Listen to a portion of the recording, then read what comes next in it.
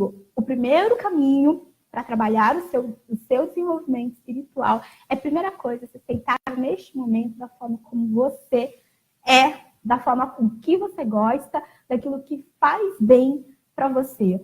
O que nós somos? Nós somos essa experiência aqui do corpo físico com um corpo físico, né, de carne e osso, uma mente também focada aqui na terceira dimensão, porém nós não somos apenas isso. Nós temos todo esse todo, nós temos todos esses corpos energéticos e nós estamos conectados por vários outros planos, não só aqui no plano físico, ok? E é por isso que a gente tem dentro da gente essa necessidade de buscar essa espiritualidade. Vocês percebem como nós estamos afastados deste processo? Não digo hoje, porque eu sei que muitos de vocês aqui estão estudando, estão trabalham uma parte de meditação, trabalham a parte... Então, mas na verdade, como nós estamos afastados da nossa essência, a ponto de a gente não saber qual é a nossa missão de vida, a ponto de a gente não saber o que nos faz bem, ou qual é a atividade que a gente precisa fazer para nos deixar bem, para nos deixar com uma intuição mais preparada, mais felizes e mais conectados com a gente mesmo. Como também as religiões, elas contribuem, na verdade, muitas vezes, para nos deixar ali separados, gente, da nossa própria essência. O caminho que a gente tem que fazer, de se despoluir, né, de se permitir, na verdade, de tirar esses dogmas, de trabalhar tudo isso, de trabalhar essas nossas crenças, porque, na verdade, a espiritualidade é algo que natural, já está dentro de nós. E veja, se a gente para pensar nessa nossa sociedade ocidental, então, nossa, quando que começaram a falar sobre vidas passadas? Quando começaram a falar que nós somos muito mais do que um corpo físico? Muito recentemente. Quando Kardec começou todo esse processo, na verdade, é muito recente.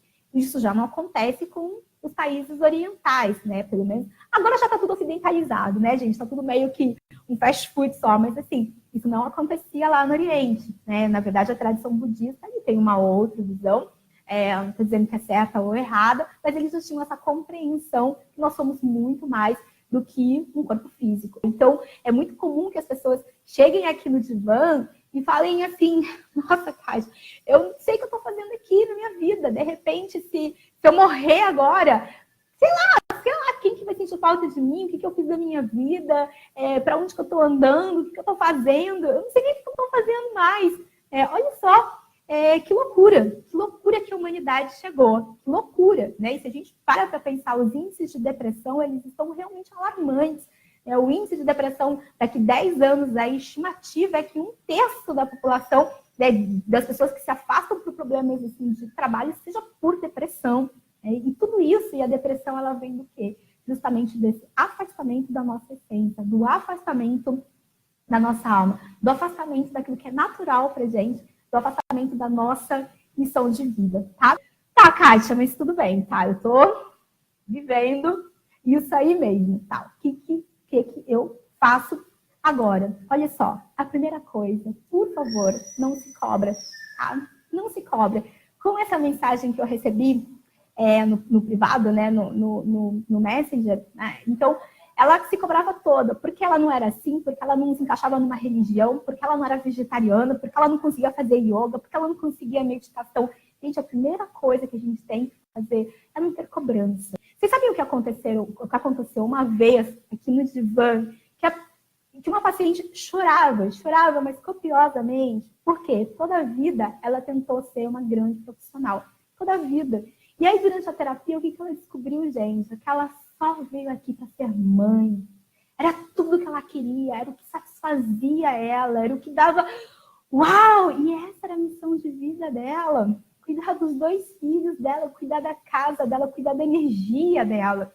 E olha, durante muito tempo, a mãe dela teve esse processo, porque a mãe dela não teve um relacionamento bom com o pai e sempre falava para a filha, você tem que trabalhar fora, você tem que ter o seu dinheiro, você tem que ter o seu sustento para você não depender de homem. Mulher que é mulher, agora faz a própria carreira profissional, sem depender de homem. Olha só, justo isso para ela, que era uma mulher que veio com a missão, com a paixão, com a alegria de ser dona de casa, de cuidar dos filhos e de viver na própria casa, tá?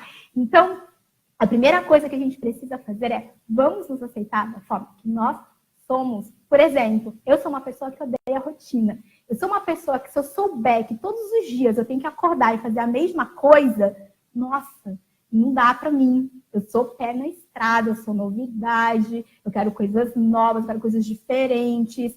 Eu até mudei o esquema aqui dos atendimentos aqui no consultório para que eu pudesse ter atendendo a mesma quantidade de pessoas, mas um pouco mais de liberdade para fazer as outras coisas, enfim, tal.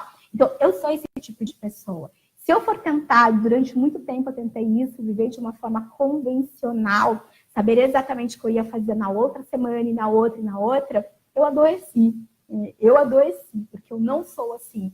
E, de repente, você que está aí assistindo, você fala assim, ai, não, Kátia, pelo amor de Deus, eu quero segurança, eu preciso saber exatamente o que eu vou fazer a cada dia, porque eu sou uma pessoa planejadora, eu sou uma pessoa que planeja, eu gosto de saber exatamente o que eu vou fazer. Ok, perfeito, então você não é uma pessoa aventureira que vai querer assim, tipo, sei lá, vamos viajar aí no sábado? Não, você vai querer planejar e tá tudo bem, tá?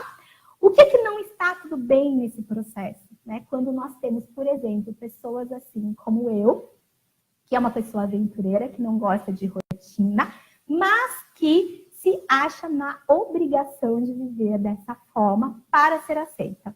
Então, são pessoas geralmente que sofreram muitos medos, que tiveram um processo de escassez. Então, o que acontece? Ela acaba gerando todo esse medo, então ela quer viver certinho, sabendo exatamente, tendo o controle da vida dela nas mãos, sabendo exatamente como será cada dia da vida dela, ok? Mas, no fundo, ela é uma pessoa que é uma aventureira. No fundo, ela é uma pessoa que ela gosta de arriscar, que ela gosta de provar novas coisas, mas ela não consegue por causa dos medos que ela passou. E quando a gente começa com essa reflexão de aceitar a forma que nós somos, uau, esse é o primeiro passo.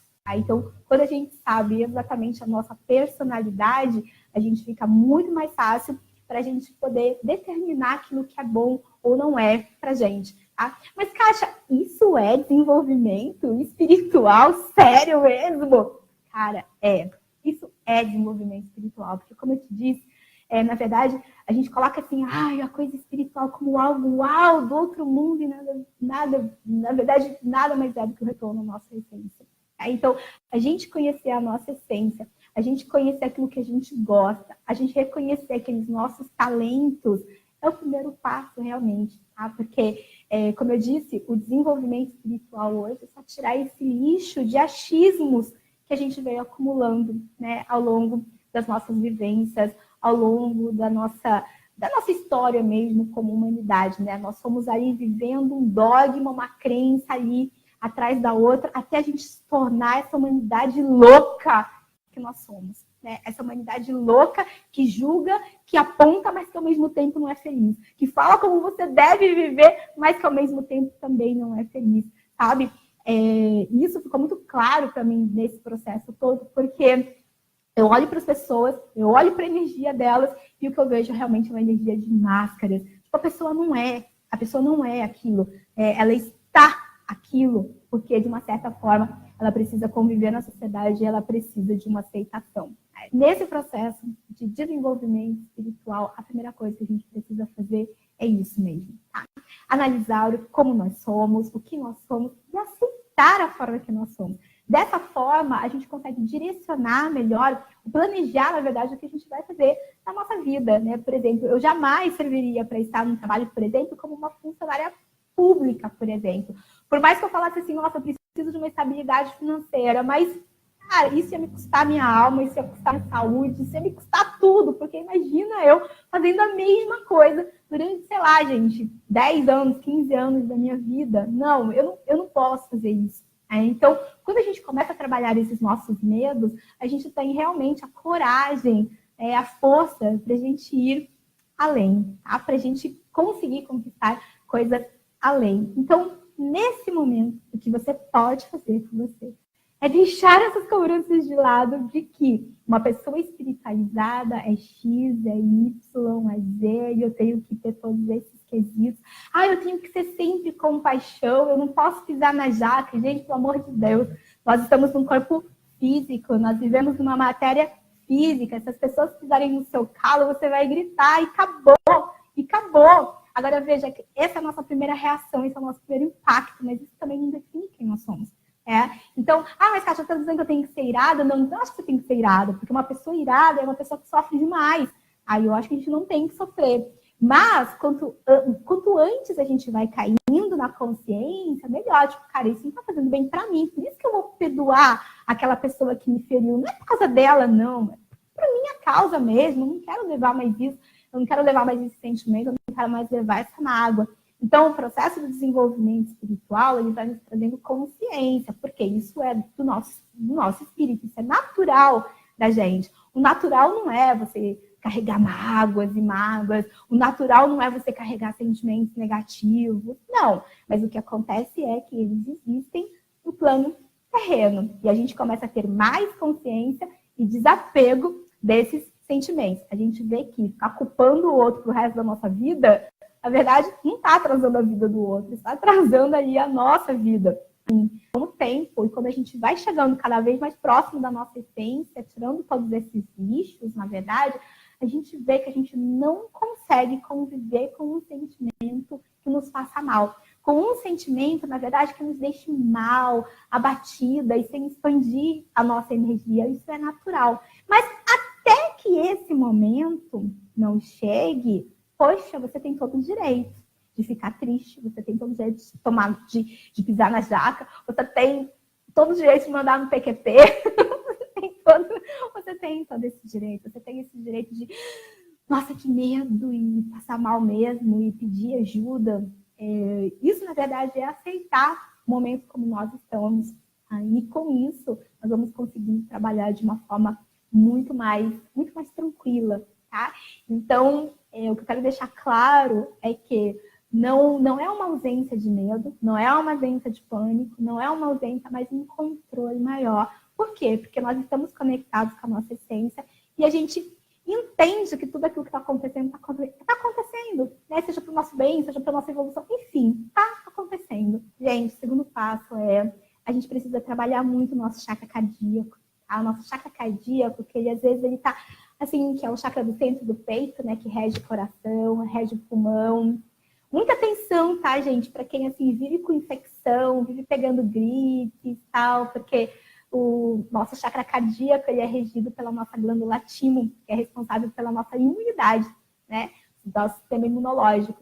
Então, se você está ali sempre com uma infecçãozinha, problema cardíaco, pulmão, essa coisa, então é porque o seu chakra cardíaco ali, ele está, de repente, ali sem expandir a sua energia. Isso quer dizer, muita água, talvez, ou um ressentimento, ou também, às vezes não, muitas vezes, na verdade, é quando a gente vive uma situação que a gente não quer mais na nossa vida, mas que a gente não vê uma saída. Então, meio que a gente precisa se conformar, a gente precisa se conformar com aquilo, mas a gente não quer se conformar com aquilo, e nem deve, tá? Mas a gente acha que a gente não tem mais saída. Então, isso é um grande passo, na verdade, para problemas cardíacos, para câncer também, quando a gente vive uma situação que a gente não gostaria de viver, tá? Então, a gente trabalhar esse chakra cardíaco, ela é muito importante. Mas, como eu disse, nós precisamos aqui nos abraçar. Mas, às vezes, é muito difícil de abraçar a nós mesmos, porque, caramba, como a gente se cobra, né? Como a gente se culpa, quanto remorso a gente carrega e tal. Às vezes, é mais fácil abraçar o outro. Às vezes, é mais fácil ajudar o outro. Então, eu mandei uma mensagem para vocês que estão ali no WhatsApp, né? Nos nossos contatos ontem. E o que foi falado lá foi o seguinte, né? Para a gente abrir o nosso chakra cardíaco e a gente doar 10% daquilo que a gente tem de melhor. Foi isso que Jesus falou, foi isso que Jesus veio falar aqui. Você quer trabalhar a humanidade, você quer melhorar a humanidade, use o que você tem de melhor dentro de você, que é o amor, né? Que é o amor. E o que é natural para a gente? O que é natural? Gente, a nossa missão está naquilo que é natural para a gente, aquilo que a gente ama fazer. Eu sempre falo aqui, né? A nossa missão está onde a nossa alegria está. Então, o que é natural para você? O que é natural para você? Para mim, o natural é estar aqui, falando sobre um assunto que eu amo, falando sobre a minha experiência e falando, digamos assim, o que deu certo para mim. Tá? Se isso vai dar certo para você, eu não sei. Mas, assim, eu entendo que depois que eu trabalhei vários desses processos, trabalhei os emocionais e trabalhei principalmente o desapego, para mim tudo ficou muito mais claro, para mim ficou tudo mais tranquilo. Entender que o mundo é feito de mudanças, e que eu não tenho muitas coisas no controle da minha mão, algumas coisas que são do meu controle e outras coisas que não são, e deixar as mãos abertas, né, para a coisa acontecer, isso melhorou a minha vida. Então, os meus 10%, todos sabem, eu amo estar aqui. Meus 10% eu vou também viver, né, quinta, sexta, sábado, domingo, no Retiro de Minas, que eu amo os retiros, amo viajar, amo estar com as pessoas, amo estar em locais diferentes, amo estar na natureza, amo estar imersa com pessoas ali. Então, mas, Kátia, isso é trabalho, você ganha para isso, isso é uma doação. Caraca, olha, sabe o que eu entendo?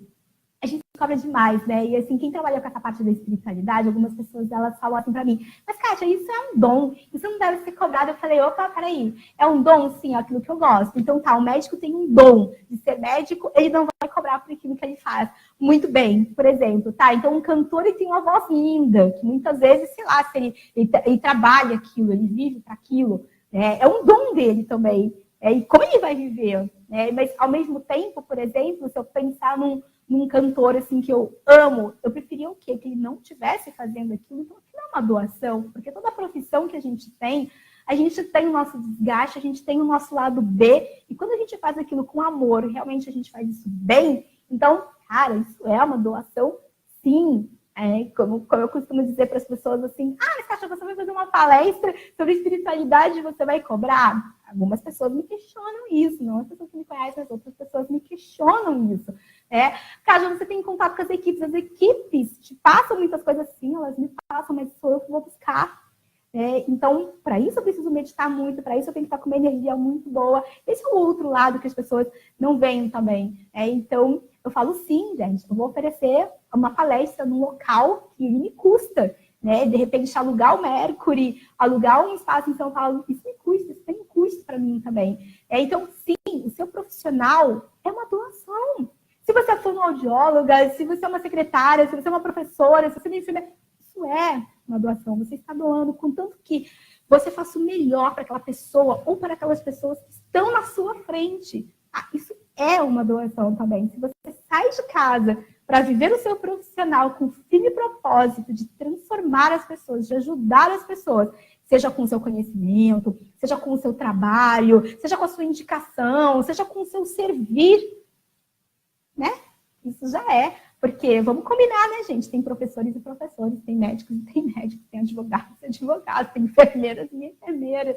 Então, isso é muito legal. E o que mais que a gente pode doar? O nosso tempo, o nosso ombro amigo, a nossa alegria, o nosso amor, o nosso carinho, o nosso afeto. Dinheiro também, Kátia, dinheiro a gente pode doar, mas não só necessariamente dinheiro, como algumas instituições, digamos assim, elas pregam, né, que tem que ser 10% do seu salário. Não, a gente tem que doar aquilo que a gente realmente tem de melhor. Né?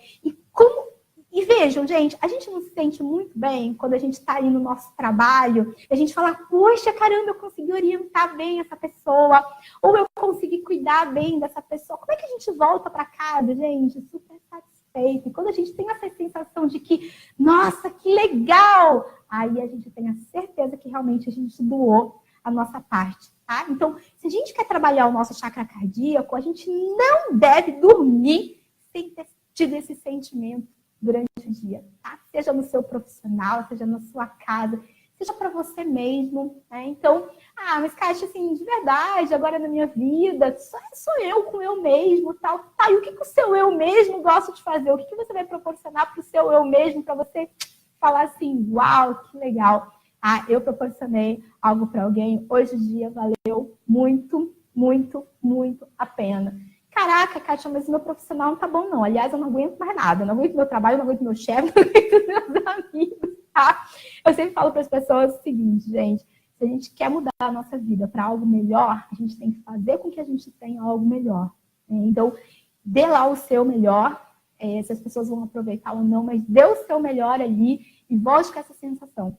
Aí, de repente, você trabalha num local super burocrático que você vai atender 50 pessoas. Cara, mas se uma pessoa, né, você está dando o seu melhor ali, ela olhar para você e falar, nossa, obrigada, ainda bem que você estava aqui para me atender.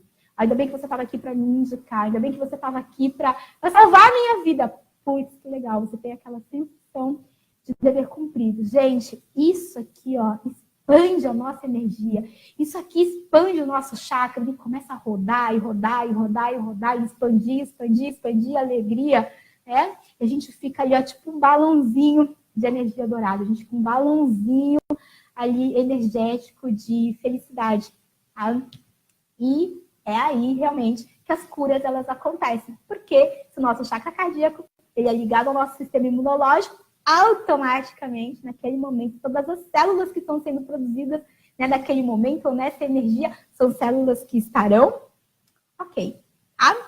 E, automaticamente, tem acontecido o que tiver acontecido naquele seu dia. Se você tiver esse momento, uau, acabou, renovou também. Então, a gente tem que procurar esse momento de doação, seja com a gente mesmo, seja com as pessoas ao nosso redor. É claro que toda doação tem que começar com a gente mesmo, mas eu entendo que, às vezes, fica mais fácil para o outro. Então, que seja para o outro. Mas a gente não deve dormir sem ter esse, uau, esse momento aqui preenchido para o nosso quarto chakra girar. O que acontece com o nosso quarto chakra? Além de, claro, ele ser mega importante, né, para o nosso corpo físico, claro. Ele é o chakra que está no meio, né? Tem 3 embaixo, 3 em cima. Isso não quer dizer melhor ou pior, evoluído ou involuído, porque nós precisamos de todos os chakras funcionando muito bem. Tá? Isso quer dizer que o nosso chakra cardíaco, ele é o primeiro chakra que se abre, ele é o último chakra que se fecha, levando todas aquelas informações, né, do nosso espírito, da nossa vida, da nossa vivência terrena, enfim. E é ele que carrega as nossas emoções, as nossas experiências. Por isso que o mentor sempre me fala, Kátia, lança o coração, que o resto vai. Então, é com esse chakra cardíaco que é a conexão total com a nossa alma, é a conexão total com os nossos corpos superiores, ok? Todos os chakras são, mas é aqui, ó, tá? É aqui, é o chakra cardíaco que faz com que a gente sinta amor, que a gente sinta compaixão, que a gente abraça. Tanto é, ó, que olha só, o chakra cardíaco tá aqui, não sei se dá para vocês verem, e ele tá ligado aqui, ó, com os nossos braços e com as nossas mãos. Porque que as curas energéticas, os passos, eles são dados com as mãos, né? Ele é o próprio canal, né? A própria continuação desse nosso chakra cardíaco aqui, ok? Desenvolvimento espiritual. Porque tem muitos dogmas, tem muitas crenças limitantes e que não é legal, né? Veja, nós estamos buscando uma forma de viver de uma forma mais leve, mais conectada com a nossa essência. E a gente vai colocar várias regras também, gente, vários rótulos também. Não dá, né? A coisa tem que ser fluida, a coisa tem que ser gostosa, a coisa tem que ser prazerosa. Chega de fazer coisas para preencher rótulos, ok? Vamos desmistificar tudo isso e vamos viver uma vida assim, mais leve, sem julgamentos, sem tantas cobranças, não é? Eu acho que esse é o caminho, né?